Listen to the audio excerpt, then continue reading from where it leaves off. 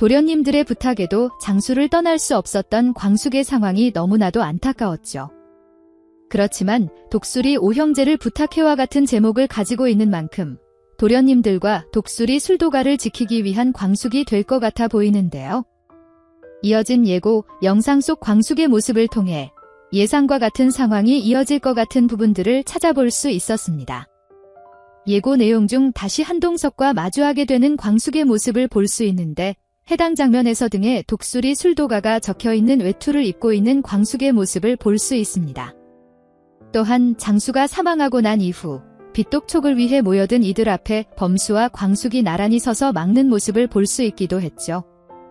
그리고 다음날 광숙을 향해 힘차게 경례를 하는 도련님들의 모습까지 이어지는 걸 보니 아무리 생각해도 나는 장수를 떠날 수 없다. 내가 술도가를 이어가기 위해 장수씨의 자리를 대신하겠다. 선포하는 광숙이 될 것 같아 보입니다.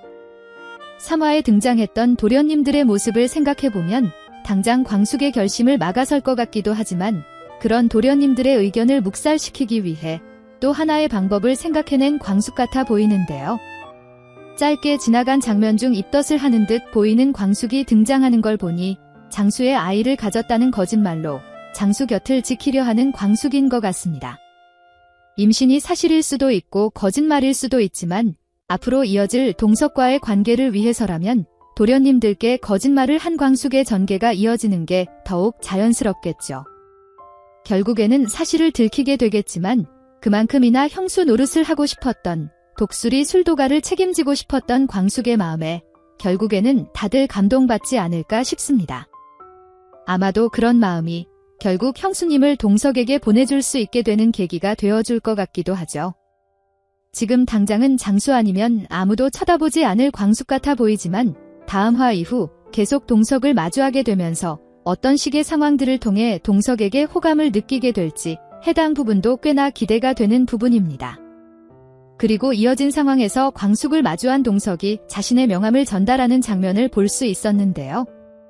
광숙은 자신에게 작업을 건다 생각하지만 동석의 진심은 그게 아니겠죠. 여전히 허리가 아픈 듯 허리에 손을 올린 그의 모습을 볼 수 있는데 드레스 값을 물어줄 테니 허리 치료비를 물어달라. 혹은 당신도 내 허리를 다치게 만들었으니 이걸로 퉁치자 말하게 될 동석이 될 것 같기도 합니다.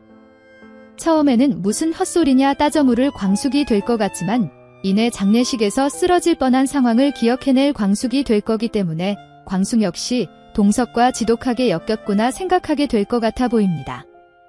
이후 치료비나 드레스 수선 비용 때문에라도 계속해서 마주칠 두 사람이 될 것 같은데 언제까지 투닥거릴 두 사람이 될지 은근히 흥미로운 다음이 기대되는 부분이네요.